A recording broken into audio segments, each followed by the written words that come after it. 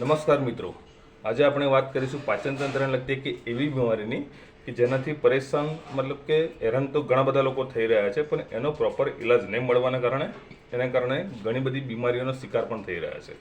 તો એવી બીમારીનું નામ છે, આપણે જે વાત કરી રહ્યા છીએ, જે કબજિયાત. કબજિયાત એટલે પાચન તંત્રનું પૂરતું સુદૃઢ થવું નહીં.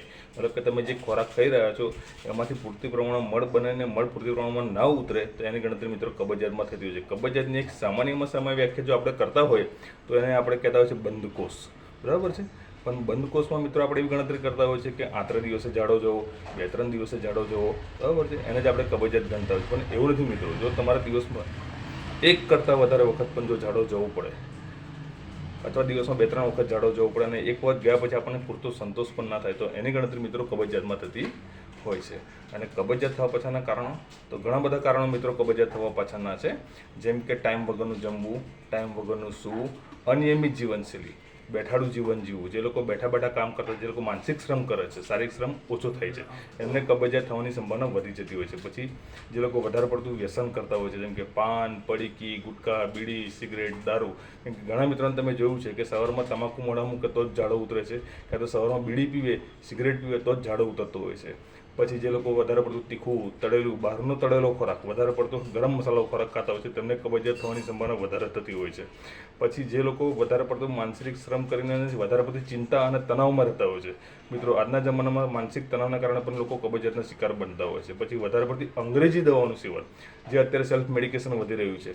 હરતા ફરતા લોકો પોતાના ખિસ્સામાં અંગ્રેજી દવાઓ રાખતા હોય છે, તો તેમને પણ કબજિયાત થવાની સંભાવના વધી જતી હોય છે. અને કબજિયાત જૂની થવાના કારણે ઘણી વખત આની અસર તમારા મનના વિચારો પર પણ પડતી હોય છે. કબજિયાતના દર્દીને જૂની કબજિયાત થતાં માનસિક વિચારો તેમના નેગેટિવ રહેતા હોય છે. તેઓ સારું વિચારી ના શકતા હોય.